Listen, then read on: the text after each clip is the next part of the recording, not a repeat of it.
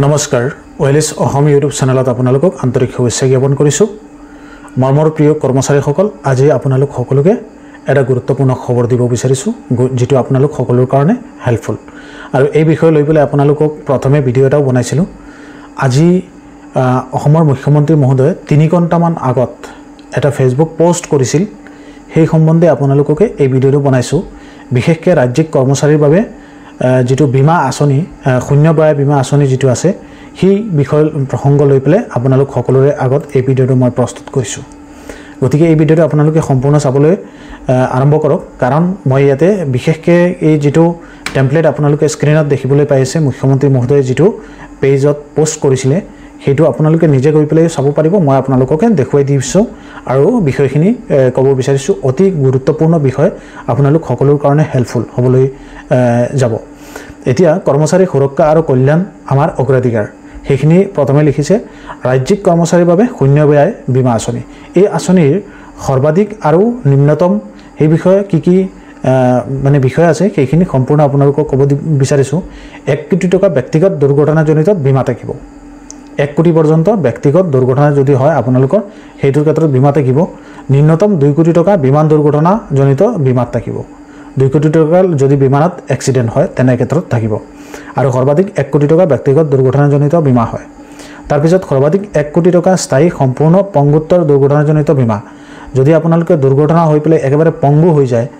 তেনে ক্ষেত্ৰতো আপোনালোকে 1 কোটি টকা পৰ্যন্ত দুৰ্ঘটনাজনিত বীমা পাব সৰ্বাধিক 80 লাখ টকা আংশিক পংগুত্বৰ দুৰ্ঘটনাজনিত বীমা যদি আপোনালোকে আংশিকভাৱে ধৰলক ডেমেজ হৈছে আপোনালোকৰ শৰীৰৰ এটা অংশ মানে বেয়া হৈ গল বা এনেকা যদি তেনে ধৰণৰ যদি কিবা হয় তেনে ক্ষেত্ৰত আপোনালোকে 80 লাখ টকা পৰ্যন্ত কি কৰিব লাগিব পাব বীমা পাব আৰু নিম্নতম 10 লাখ টকা পৰ্যন্ত ম্যাদী জীৱন বীমা ৰাজ্যৰ চৰকাৰৰ ঠিকাভিত্তিক আৰু ৰাজহুৱা খণ্ডৰ প্ৰতিষ্ঠানৰ কৰ্মচাৰীসকলক এই আঁচনিত অন্তৰ্ভুক্তিকৰণ অসম ৰাজ্যৰ যিবিলাক ঠিকাভিত্তিক আৰু ৰাজহুৱা খণ্ডৰ প্ৰতিষ্ঠানৰ কৰ্মচাৰীসকলক এই আঁচনিৰ অন্তৰ্গত পৰিব সেইখিনি মুখ্যমন্ত্ৰী মহোদয় নিজে সেইখিনি জনালে গতিকে আপোনালোক সকলোকে কৈছো আৰু তাতে এই টেমপ্লেট যিখন আছে সেইখন পোষ্ট কৰাৰ আগত মুখ্যমন্ত্ৰী তাতে লিখিছে আমাৰ কৰ্মচাৰীসকলৰ বাবে আমি বিভিন্ন সময়ত বিভিন্ন পদক্ষেপ গ্ৰহণ কৰি আহিছো আমাৰ কৰ্মচাৰীসকল তথা তেওঁলোকৰ পৰিয়ালৰ বাবে আমাৰ দায়বদ্ধতা সদায় অটুট থাকিব ৰাজ্যলৈ নিস্বাৰ্থভাৱে সেৱা আগবঢ়োৱা ৰাজ্যিক কৰ্মচাৰীসকলৰ বাবে মৰ্যাদা নিৰাপত্তা কল্যাণ আৰু সুৰক্ষা নিশ্চিত কৰি শূন্য ব্যয় বীমা আঁচনিৰ অধীনত ধনৰাশি বিতৰণৰ ইতিমধ্যেই আৰম্ভণি কৰা হৈছে আৰু হেতু আৰম্ভণিও কৰা হৈছে আপোনালোক সেই সম্পৰ্কে এটা ভিডিও বনাইছো